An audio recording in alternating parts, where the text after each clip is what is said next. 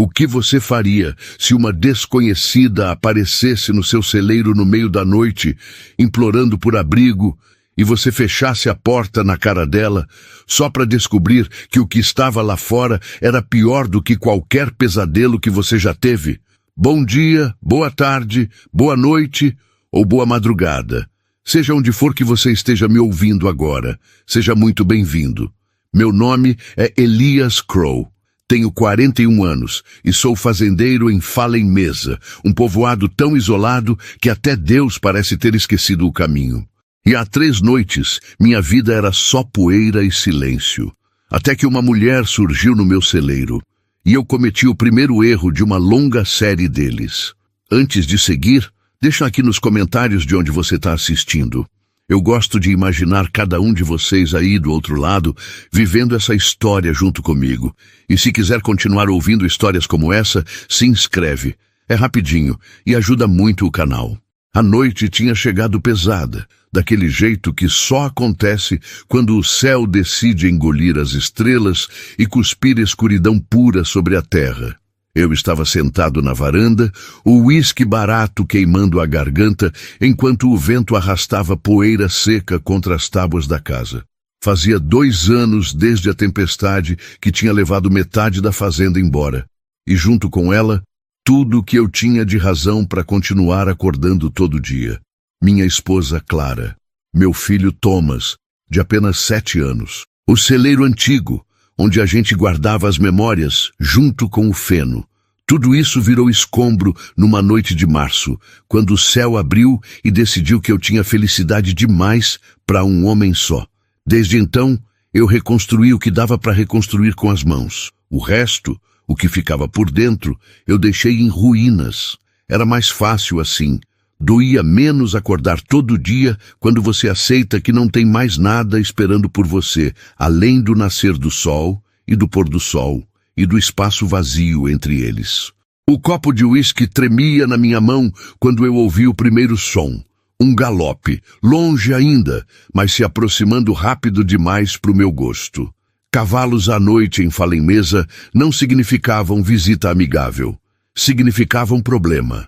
Eu larguei o copo no chão da varanda e levantei devagar, a mão já descansando no coldre vazio, porque eu tinha deixado o revólver dentro de casa como um idiota. O som do galope parou de repente. Silêncio. Aquele tipo de silêncio que pesa nos ombros, que faz você prender a respiração sem perceber. Eu fiquei parado ali, olhando para o escuro, tentando enxergar qualquer movimento entre as sombras. E então veio o grito. Não era um grito de dor, era de desespero. Uma voz de mulher rasgando o ar como faca em couro velho, vindo da direção do celeiro novo. Eu corri, não pensei, não calculei, não me preparei. Só corri, as botas batendo contra a terra seca, enquanto meu coração martelava nas costelas. Quando cheguei ao celeiro, a porta estava entreaberta, rangendo no vento como se alguém tivesse acabado de passar por ela. Empurrei a madeira e entrei na escuridão, o cheiro de feno e esterco de cavalo enchendo minhas narinas. E lá estava ela, uma mulher, jovem, talvez uns 20 e poucos anos, cabelos escuros grudados no rosto pelo suor, olhos arregalados de um jeito que eu conhecia bem demais. Era o olhar de quem tinha visto algo que não deveria existir. Ela estava encolhida no canto, abraçando os próprios joelhos, tremendo tanto que eu conseguia ouvir os dentes dela batendo mesmo a metros de distância. — Quem é você? Perguntei, a voz saindo mais áspera do que eu pretendia. — O que diabo está fazendo na minha propriedade? Ela levantou o rosto para mim e eu vi as marcas. Arranhões fundos no braço esquerdo, sangue escorrendo devagar, manchando a blusa rasgada. Ela tinha passado por algo terrível, isso era óbvio. Mas o que me gelou o sangue não foram os ferimentos. Foi o que ela disse em seguida. — Por favor. A voz dela era um sussurro quebrado. — Me deixa ficar aqui. Só até o sol nascer. Por favor. Eu não me meto na vida dos outros.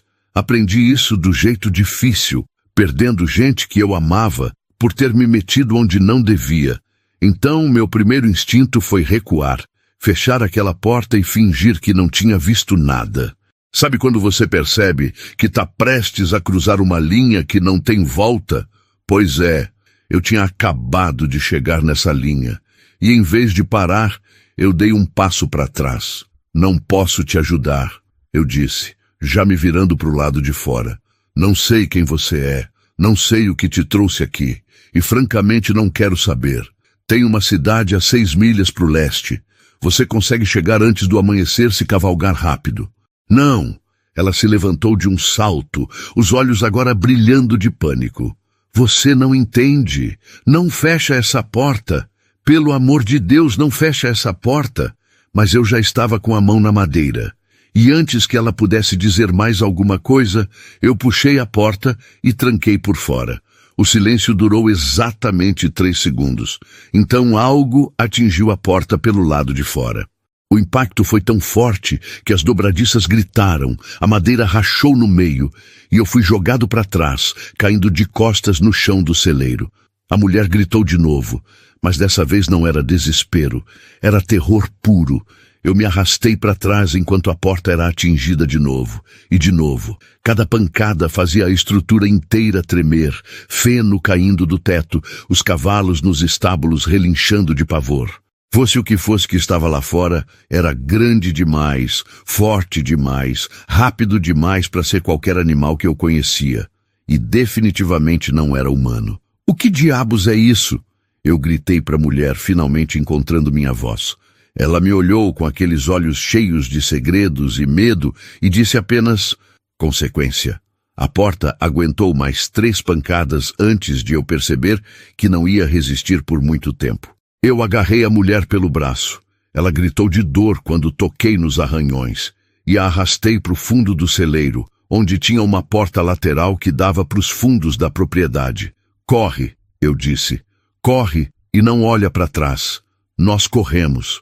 A noite nos engoliu enquanto deixávamos o celeiro para trás, o som de madeira se despedaçando, ecoando atrás de nós como o rugido de alguma coisa faminta.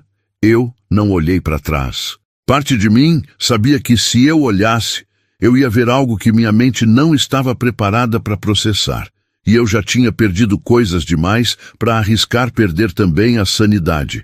E aí eu pensei, quantas vezes a gente vira as costas porque tem medo de se meter em confusão? Quantas vezes a gente fica quieto quando deveria ter agido? Me conta aqui nos comentários. Você já deixou passar uma injustiça por medo ou orgulho? Escreve, eu já, se isso te lembrou de algo. Às vezes, só de ler que outras pessoas passaram pelo mesmo, a gente se sente menos covarde. Chegamos à casa principal ofegantes, o suor escorrendo pelas minhas costas, apesar do frio cortante da noite. Eu empurrei a mulher para dentro e tranquei a porta. Todas as 3 trancas que eu tinha instalado depois da tempestade, quando aprendi que o mundo lá fora não era amigo de ninguém. Só então, com as paredes da casa entre nós e o que quer que estivesse lá fora, eu me permiti respirar. A mulher desabou numa cadeira, o corpo todo tremendo, os olhos ainda fixos na porta, como se esperasse que ela fosse explodir a qualquer momento. Eu fui até a janela e espiei pelas frestas das tábuas. Lá fora, a escuridão era absoluta. Nem movimento, nem som.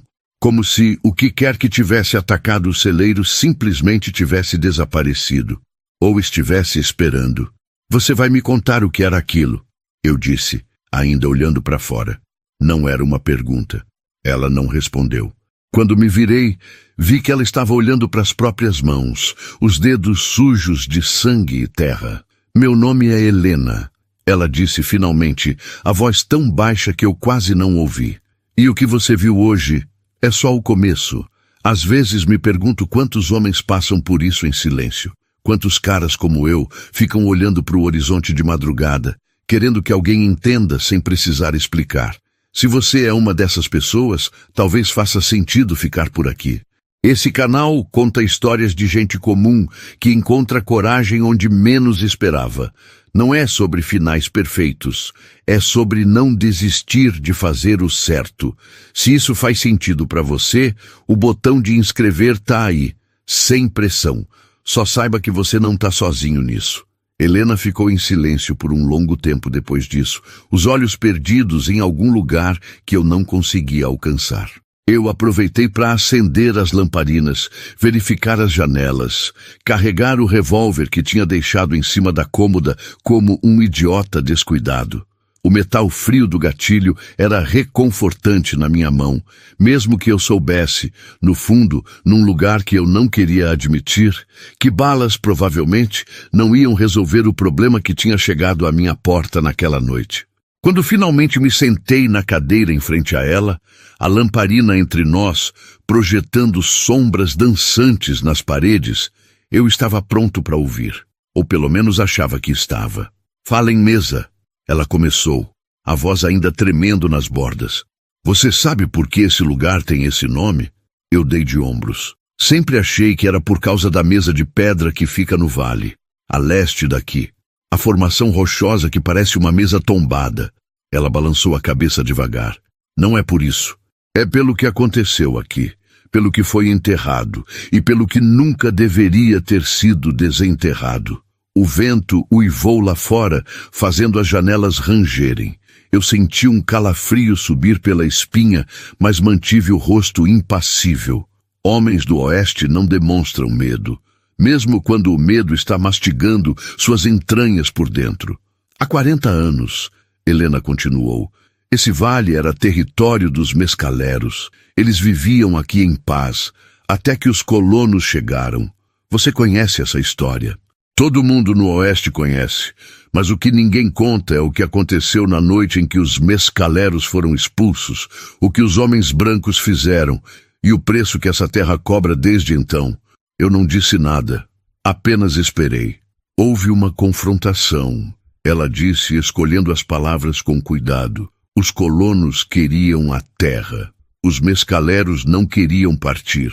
Então os colonos resolveram a situação do jeito que homens resolviam as coisas naquela época.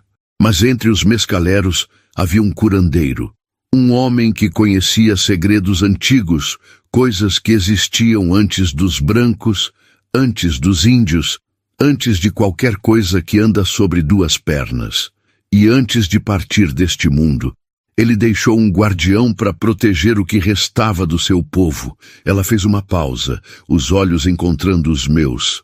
"Esse guardião ainda está aqui, Elias, e você acabou de deixá-lo com raiva. Como é que um homem que passou a vida evitando confusão acaba no meio de algo assim por alguém que mal conhece?" Eu me fiz essa pergunta enquanto processava o que ela tinha dito. Guardiões, curandeiros, maldições. Isso era coisa de histórias que os velhos contavam para assustar crianças. Não era real, não podia ser real. Mas então eu lembrei do impacto na porta do celeiro, da força impossível, da velocidade que nenhum animal deveria ter. E uma parte de mim, a parte que eu tinha enterrado junto com Clara e Thomas, começou a acordar. "Por que você?" perguntei. "Por que essa coisa está atrás de você?" Helena baixou os olhos. "Porque eu sou descendente de um dos colonos que estava aqui naquela noite. Meu bisavô foi um dos homens que fizeram o que fizeram, e há 3 gerações minha família paga por isso. Um por um somos caçados, levados, meus pais, meus irmãos, todos." Ela levantou a manga da blusa, revelando os arranhões no braço. Mas agora, sob a luz da lamparina, eu vi que não eram apenas arranhões. Eram marcas. Símbolos, entalhados na carne, como se alguém ou algo tivesse usado garras como ferramentas de escrita. "Eu sou a última", ela disse, "e quando ele me pegar, a dívida estará paga. A menos..." Ela parou. Eu esperei. "A menos que quê?" Pressionei. "A menos que alguém quebre o ciclo. Alguém que não tenha sangue dos colonos nas veias. Alguém que escolha proteger em vez de destruir." O silêncio que se seguiu foi pesado como chumbo. Eu entendia o que ela estava sugerindo. E tudo dentro de mim gritava para eu mandar ela embora, trancar as portas e fingir que aquela noite nunca tinha acontecido. Mas o que eu não sabia ainda era que nas próximas horas, tudo o que eu achava que sabia sobre coragem seria colocado à prova. Eu me levantei da cadeira e fui até a janela de novo. Lá fora, a escuridão continuava absoluta. Mas agora eu sabia que não estava vazia. Havia algo esperando, algo paciente, algo que tinha todo o tempo do mundo, porque a noite ainda era longa. Você disse que fechar a porta foi um erro. Eu falei, sem me virar. Por quê? Helena suspirou. Porque quando você fecha uma porta para algo assim, você não está se protegendo. Você está se trancando junto com ele. Como assim? O guardião não precisa entrar. Ele já está aqui. Está em toda parte onde a terra foi manchada. Ele está no chão sob seus pés, nas paredes da sua casa, no ar que você respira. Quando você fechou aquela porta, você mostrou medo. E medo é o que alimenta ele. É o que dá força para ele se manifestar. Eu senti o sangue gelar nas veias. Virei devagar, olhando ao redor da sala como se estivesse vendo pela primeira vez. As sombras nos cantos pareciam mais escuras agora, mais densas, como se estivessem observando. Então estamos presos aqui, eu disse, com essa coisa. Não presos, Helena respondeu. Sendo testados, se você sobreviver até o amanhecer sem fugir, sem ceder ao medo, o guardião vai reconhecer que você é diferente, que nem todos os homens são iguais. E se eu não sobreviver? Ela não respondeu. Não precisava. A resposta estava escrita no terror que ainda morava nos olhos dela. Eu olhei para o revólver na minha mão. 6 balas. Contra algo que não era carne nem osso. Contra uma consequência de 40 anos de injustiça enterrada. E então, no meio daquele silêncio do deserto, algo dentro de mim simplesmente acordou. Não era coragem. Era algo mais simples. Era a percepção de que eu já tinha perdido tudo que importava. Minha esposa, meu filho, minha razão de viver. O que mais essa coisa podia me tirar? Tá bem, eu disse, guardando o revólver no coldre. Vamos ver quem aguenta mais, eu ou seu guardião. As horas seguintes foram as mais longas da minha vida. Helena e eu ficamos na sala, as costas contra a parede, os olhos fixos nas sombras que pareciam se mover sozinhas nos cantos. O vento lá fora tinha parado, o que deveria ser um alívio, mas só tornava tudo mais sinistro. O silêncio era tão denso que eu conseguia ouvir meu próprio coração batendo, o sangue correndo nas veias, a respiração irregular de Helena ao meu lado. Por volta da meia-noite, pelo menos era o que o relógio de bolso dizia, as coisas começaram a mudar. Primeiro foram os sons. Um arranhar suave, vindo debaixo do assoalho. Como unhas raspando madeira, devagar, metódico, paciente. Eu olhei para Helena e ela apenas balançou a cabeça, os lábios formando uma palavra silenciosa. Não reaja. Então veio o frio. Um frio que não tinha nada a ver com a temperatura lá fora. Era um frio que vinha de dentro, que se instalava nos ossos, que fazia você sentir como se nunca mais fosse ficar aquecido de novo. As lamparinas tremularam, as chamas diminuindo como se algo estivesse sugando o oxigênio do ar. E finalmente veio a voz. Não era uma voz de verdade. Era mais como um pensamento que não era meu, se infiltrando na minha cabeça, sussurrando coisas que eu não queria ouvir. Você já perdeu tudo, dizia a voz. Por que continuar lutando? Por que não descansar? Eu apertei os punhos até as unhas se enterrarem nas palmas das mãos. A dor ajudou a clarear a mente, a empurrar aquela voz para longe. Ele está tentando te quebrar, Helena sussurrou. Não deixa, fácil para ela falar. Ela tinha passado a vida inteira fugindo disso. Eu tinha acabado de conhecer a coisa há algumas horas. Mas eu era teimoso. Sempre fui. Clara costumava dizer que minha teimosia ia me matar um dia. Talvez essa fosse a noite, mas se fosse, eu ia morrer de pé. Você já sentiu que estava prestes a morrer pela primeira coisa que realmente importava? Era exatamente assim que eu me sentia. Porque em algum momento daquela noite, proteger Helena tinha deixado de ser uma obrigação e se tornado uma escolha. A primeira escolha real que eu fazia desde a tempestade. O arranhar sob o assoalho ficou mais forte, mais insistente, como se algo estivesse cavando, se aproximando. As tábuas sob meus pés começaram a vibrar, a tremer, e eu podia jurar que via rachaduras se formando na madeira. Ele está vindo, Helena disse, a voz finalmente cedendo ao pânico. Elias, ele está vindo. Eu me levantei puxando ela comigo. A sala inteira parecia estar se contraindo ao nosso redor, as paredes se inclinando, as sombras se esticando como dedos famintos. A lamparina mais próxima apagou com um sopro que não veio de lugar nenhum. Depois a segunda e a terceira. Ficamos no escuro, completo, absoluto. O tipo de escuridão que você sente na pele, que entra pelos poros, que preenche seus pulmões quando você tenta respirar. E naquela escuridão, eu senti algo se mover. Não embaixo de nós dessa vez, ao nosso lado. Helena agarrou meu braço com tanta força que eu senti as unhas dela rasgando o tecido da camisa. Eu queria sacar o revólver, mas sabia que não ia adiantar. Balas não matam consequências. Elias Crow. A voz veio de todos os lugares ao mesmo tempo. De cima, de baixo, de dentro da minha própria cabeça. Era uma voz antiga, feita de vento e pedra e sangue seco. Você não tem parte nisso. Vá embora. Deixe a garota. A oferta é clara. Eu podia sentir a tentação se arrastando pelas bordas da minha mente. Era tão fácil. Só tinha que soltar o braço de Helena, abrir a porta, cavalgar para longe e nunca olhar para trás. Ninguém ia me julgar, ninguém ia saber. Elias, Helena sussurrou, a voz quebrando. Eu entendo se você... Eu a calei, apertando a mão dela. Cala a boca, eu disse para a escuridão. Ela fica, eu fico, e você vai ter que nos tirar daqui à força. O silêncio que se seguiu foi ensurdecedor. E então, algo que eu não esperava aconteceu. O guardião riu. Era um som horrível, como ossos se quebrando, como terra se abrindo, como tudo que está errado no mundo se manifestando numa única gargalhada. Interessante, a voz disse. Faz muito tempo desde que um homem mostrou coragem de verdade nesta terra. Muito tempo mesmo. As sombras ao nosso redor começaram a se mover de novo, mas dessa vez era diferente. Estavam recuando, se recolhendo. E no horizonte, através das frestas das janelas, eu vi a primeira linha de luz, o amanhecer.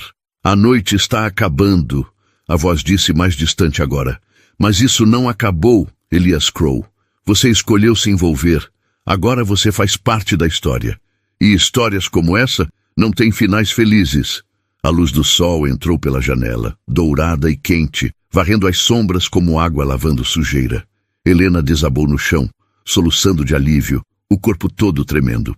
Eu fiquei de pé, olhando para o lugar onde a escuridão tinha sido mais densa, onde a presença tinha sido mais forte. Não tinha mais nada lá, só madeira velha e poeira dançando na luz da manhã. Mas eu sabia que não estava acabado. O guardião tinha deixado claro. Eu tinha escolhido me envolver. E escolhas no oeste sempre têm consequências. Sempre. O dia passou num borrão de exaustão e tensão. Helena dormiu a maior parte do tempo.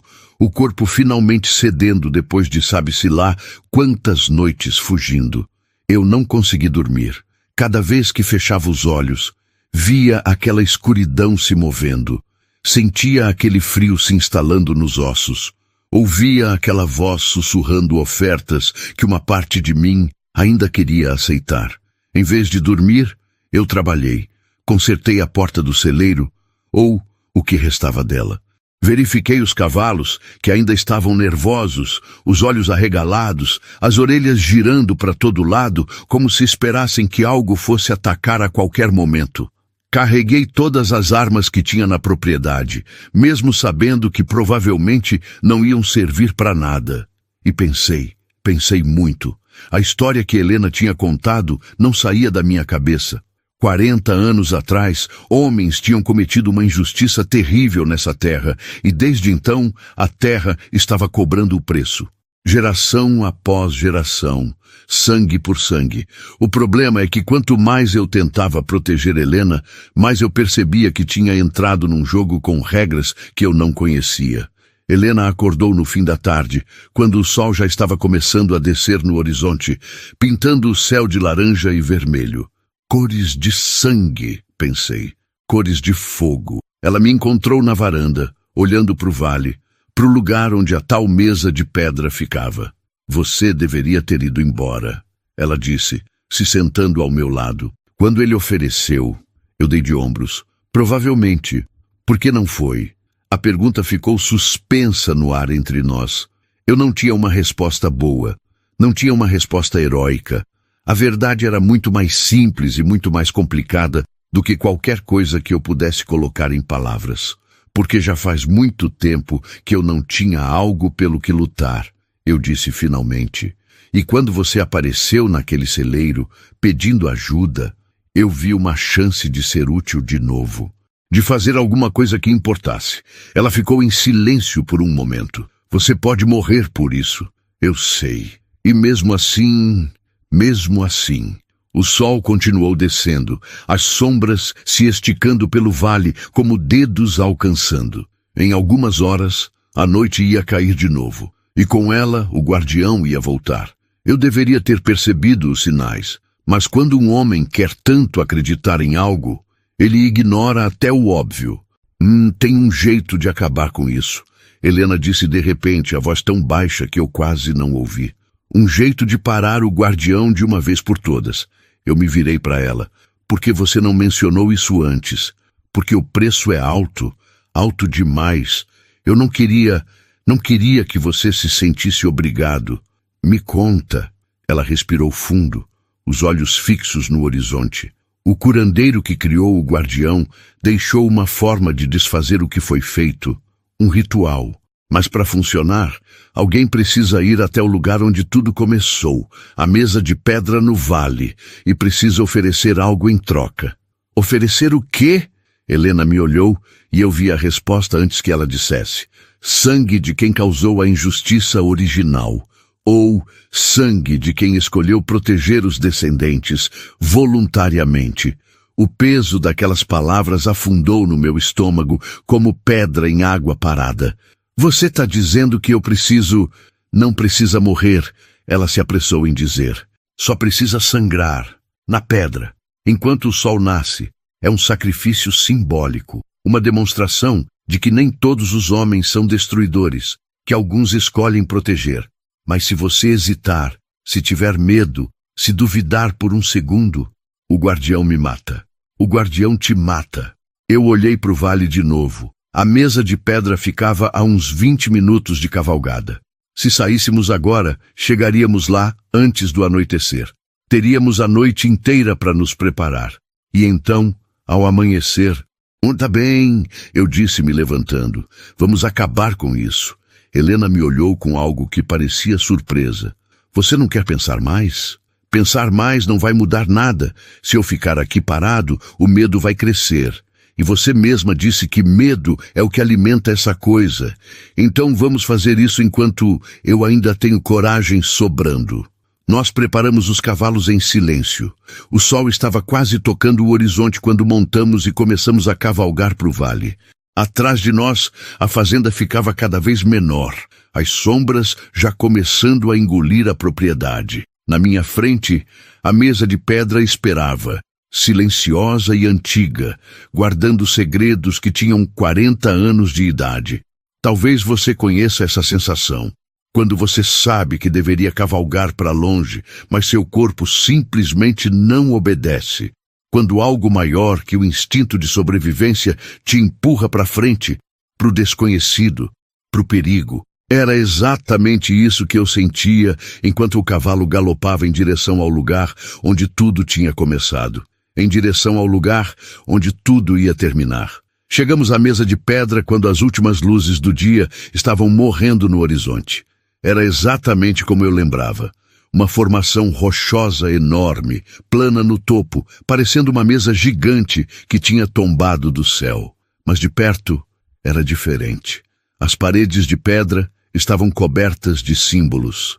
Desenhos antigos entalhados na rocha há séculos, mostrando figuras que eu não conseguia identificar. Algumas pareciam humanas, outras definitivamente não eram. Helena desmontou e começou a subir pela lateral da formação, onde uma trilha natural serpenteava até o topo. Eu a segui.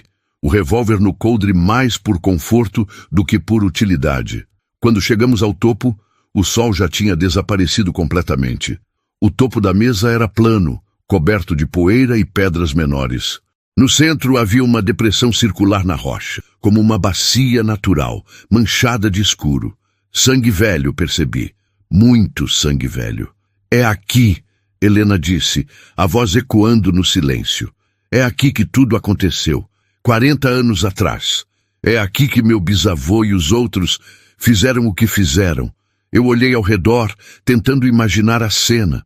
Os colonos, os mescaleros, o curandeiro, a confrontação que tinha manchado essa terra para sempre. E é aqui que vai acabar, eu disse. Se tudo der certo, Helena assentiu. Precisamos esperar o amanhecer. Até lá, a gente sobrevive. Nós nos sentamos no centro da mesa de pedra, costas contra costas, olhando para o escuro que nos cercava de todos os lados. A noite ia ser longa, eu sabia disso. O guardião sabia que estávamos aqui, sabia o que estávamos planejando e não ia deixar barato. A primeira hora passou em silêncio. Eu conseguia ouvir a respiração de Helena atrás de mim, sentir o calor do corpo dela contra minhas costas. Era reconfortante, de um jeito que eu não esperava. Fazia muito tempo que eu não estava perto de alguém assim. Fazia muito tempo que eu não me importava se outra pessoa vivia ou morria. Mas a paz do frio era consequência. Foi então que eu percebi. Eu não estava mais apenas ajudando uma estranha. Eu estava defendendo algo que me importava. Pela primeira vez em 2 anos, desde a tempestade, desde Clara e Thomas, eu tinha encontrado um motivo para continuar. Não era amor, não ainda. Era algo mais básico. Era propósito. Era a sensação de que minha vida significava alguma coisa além de acordar, trabalhar, dormir e repetir até a morte finalmente vir me buscar. Helena me deu isso, sem querer, sem tentar, apenas existindo, apenas precisando de ajuda, e por isso eu estava disposto a sangrar. A meia-noite chegou com um vento gelado que cortava a carne, e com ele veio o guardião. Não fisicamente, não ainda, mas eu podia sentir a presença dele ao redor da mesa de pedra, circulando, observando, esperando. Os símbolos nas paredes de rocha começaram a brilhar com uma luz fraca, pulsando devagar como um coração batendo. Ele está aqui, Helena sussurrou. Eu sei. Você ainda pode ir embora. A oferta ainda está de pé. Eu não respondi.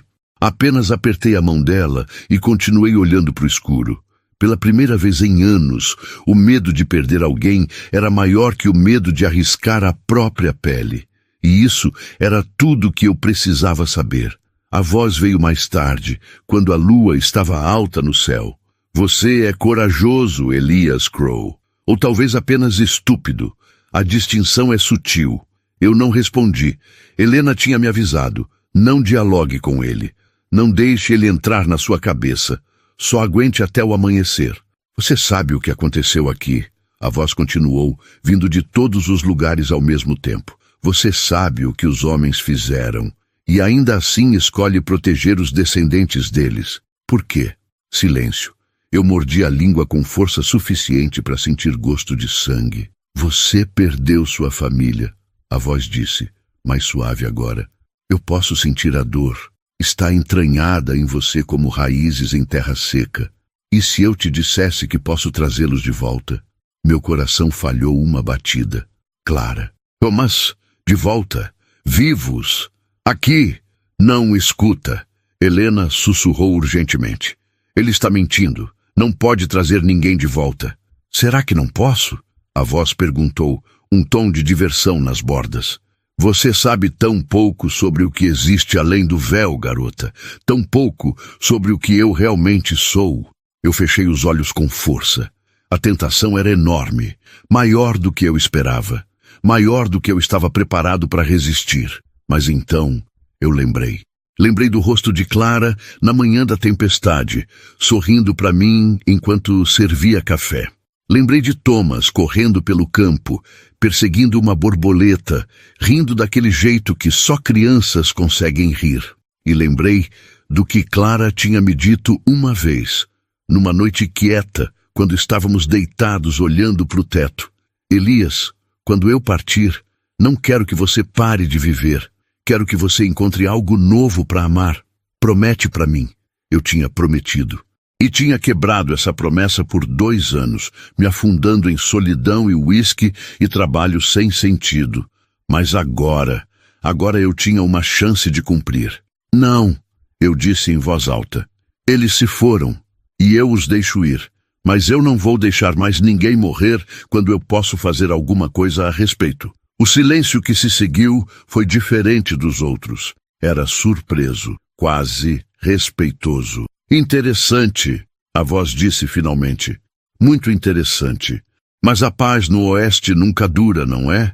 E eu estava prestes a descobrir isso do jeito mais sangrento. A primeira luz do amanhecer apareceu no horizonte como uma promessa hesitante. Rosa pálido manchando o preto, se espalhando devagar, empurrando a escuridão para trás centímetro por centímetro. Helena se levantou, os olhos fixos no leste. Está na hora, ela disse. Você precisa ir até a bacia. Eu me levantei também, as pernas rígidas depois de horas sentado na pedra fria.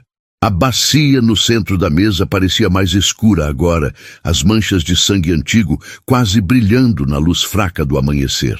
Quando o primeiro raio de sol tocar a pedra, Helena explicou, a voz tremendo, você precisa cortar a palma da mão e deixar o sangue escorrer para a bacia. E precisa dizer as palavras. Que palavras? Eu ofereço meu sangue não como pagamento, mas como promessa. Promessa de que nem todos destroem, alguns protegem. Eu repeti as palavras na minha cabeça, memorizando cada sílaba. Parecia simples demais. Depois de tudo que tínhamos passado, parecia fácil demais. E eu estava certo em desconfiar, porque foi nesse momento que o guardião decidiu parar de brincar. Ele se manifestou de repente, sem aviso, uma forma feita de sombra e fúria surgindo das bordas da mesa de pedra. Não era um animal, não era humano. Era algo entre os dois e além de ambos. Uma silhueta que mudava constantemente, garras se formando e desaparecendo, olhos brilhando como brasas num rosto que não deveria existir. Você não vai terminar isso! A voz rugiu, não mais sussurrante, agora ensurdecedora. A dívida será paga, o sangue será derramado. Helena gritou. Eu saquei o revólver por instinto, sabendo que era inútil, mas fazendo mesmo assim. O guardião avançou, rápido demais, grande demais, inevitável demais. Eu atirei. 1 vez, 2, 3... As balas atravessaram a forma de sombra sem causar nenhum dano visível, mas pelo menos chamaram a atenção dele.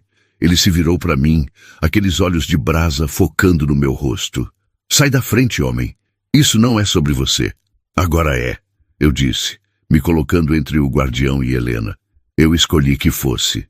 O guardião parou. Por um momento ficou completamente imóvel, a forma de sombra ondulando suavemente como água escura. E então ele fez algo que eu não esperava. Avançou, não para Helena, para mim. A dor foi indescritível, garras de escuridão rasgando meu peito, não a carne, mas algo mais profundo. A alma, as memórias, tudo que eu era sendo dilacerado pedaço por pedaço. Eu gritei, acho que gritei, não tenho certeza. O mundo tinha se transformado em agonia pura e então, luz. O primeiro raio de sol do dia tocou a mesa de pedra, e com ele veio uma voz, não a voz do guardião, uma voz mais antiga, mais calma, mais poderosa. Basta! O guardião recuou como se tivesse sido atingido por um raio. Eu desabei no chão, o corpo todo tremendo, sangue escorrendo de cortes que eu não lembrava de ter recebido. Mas eu estava vivo, ainda estava vivo. Ele ofereceu sangue. A nova voz disse, e eu percebi que vinha de todos os lugares ao mesmo tempo, do sol nascente, das pedras, da própria terra. Não em pagamento, mas em promessa, e isso é suficiente. Não! O guardião rugiu. A dívida está paga, a voz antiga interrompeu. Não com morte, mas com coragem. Não com sangue de culpados, mas com sangue de protetores. Isso é mais poderoso. Isso cura o que foi quebrado. O guardião hesitou. A forma de sombra estava diminuindo, se desfazendo nas bordas, como gelo derretendo sob o sol. Você, ele começou, olhando para mim. Você mudou alguma coisa. Eu não conseguia responder. Mal conseguia respirar. Mas consegui levantar a cabeça e encarar aqueles olhos de brasa. Era essa a ideia, eu disse. O guardião me olhou por um longo momento, e então, pela primeira vez, eu vi algo diferente naquele rosto impossível. Não era ódio, não era fome, era reconhecimento. Cuide bem dela, ele disse. Ela é a última. E então, como névoa se dissipando ao amanhecer, o guardião desapareceu. Helena correu até mim, as mãos tremendo enquanto avaliava os ferimentos. Eu estava em péssimo estado. Podia sentir isso. Mas também podia sentir outra coisa, uma leveza que não sentia há anos. O peso de carregar culpa e dor e solidão tinha diminuído. Não desaparecido completamente, mas diminuído. Você fez isso, Helena disse, lágrimas escorrendo pelo rosto. Você realmente fez isso. Eu consegui sorrir mesmo doendo. A gente fez. O sol continuou subindo, banhando a mesa de pedra em luz dourada. Os símbolos nas paredes tinham parado de brilhar. O ar estava mais leve, mais limpo. E pela primeira vez, desde que tudo tinha começado, eu senti que talvez, só talvez, as coisas iam ficar bem. Voltamos para a fazenda no fim da tarde. Eu mal conseguia ficar em cima do cavalo, os ferimentos latejando a cada movimento, mas recusei a ajuda de Helena para desmontar. Orgulho de homem do oeste, eu acho. Ou talvez só teimosia mesmo. Os dias seguintes foram de recuperação. Helena cuidou dos meus ferimentos com uma habilidade que me surpreendeu. Ela tinha aprendido a tratar machucados ao longo dos anos fugindo, me explicou. Aprendi muita coisa sobre ela naqueles dias. Sobre a família que ela tinha perdido. Sobre os lugares que ela tinha visto. Sobre os sonhos que ela ainda tinha, apesar de tudo. E ela aprendeu sobre mim também, sobre Clara, sobre Thomas, sobre a tempestade que tinha levado metade da minha vida embora e me deixado um homem vazio, tentando preencher um buraco que parecia não ter fundo. Na segunda semana, quando eu já conseguia andar sem cambalear, nós estávamos sentados na varanda ao pôr do sol, no mesmo lugar onde tudo tinha começado, quando Helena me perguntou: "O que você vai fazer agora?" Eu pensei por um momento. A fazenda ainda estava lá. A terra ainda precisava de trabalho. A vida ainda continuava, indiferente a guardiões e maldições, e homens quebrando promessas e fazendo outras novas. Continuar, eu disse. É o que a gente faz. É o que Clara teria querido. Ela assentiu devagar. E eu olhei para ela. A luz do pôr do sol estava pegando nos cabelos dela, transformando o preto em cobre, os olhos escuros brilhando com algo que eu não tinha visto antes. Esperança, talvez, ou algo parecido. Você fica, eu disse. Se quiser. A fazenda é grande demais para um homem só mesmo. E, francamente, depois de enfrentar um guardião da terra antiga junto, acho que a gente já passou do ponto de ser apenas conhecidos. Helena sorriu.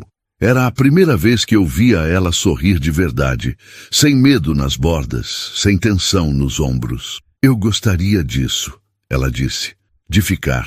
O sol afundou no horizonte, pintando o céu de vermelho e laranja e roxo. A noite estava chegando de novo, como sempre chegava no oeste. Mas dessa vez eu não tinha medo. Dessa vez eu não estava sozinho. Às vezes, a gente se pergunta se ainda merece sentir algo bom, sabe? Se depois de tudo que a gente já viu, ainda dá para acreditar que algo vale a pena. Naquela noite, sentado na varanda com Helena ao meu lado e as estrelas começando a aparecer uma a uma no céu do deserto, eu finalmente encontrei uma resposta. Não era uma resposta grande ou complicada. Era simples, como a maioria das verdades importantes. Sim. Ainda vale a pena. Sempre vale a pena. Mesmo quando a escuridão parece total. Mesmo quando o guardião está batendo na porta. Mesmo quando você acha que já perdeu tudo o que importava. Porque enquanto houver alguém precisando de proteção, enquanto houver uma injustiça para enfrentar, enquanto houver uma porta para abrir em vez de fechar, sempre vai ter um motivo para continuar. E naquele momento, olhando para o céu do oeste com a mulher que eu tinha arriscado tudo para salvar sentada ao meu lado, eu soube que a história de Elias Crow estava só começando. A maldição de fala em mesa tinha acabado. Mas a vida, com todas as suas dores e alegrias, e surpresas e terrores, continuava. E pela primeira vez em muito tempo, eu estava ansioso para ver o que vinha depois. O vento soprou suave, trazendo cheiro de sálvia e poeira e possibilidades. E em algum lugar nas colinas ao redor, um coiote uivou para a lua nascente. Era o som do oeste, o som de casa, o som de um novo começo.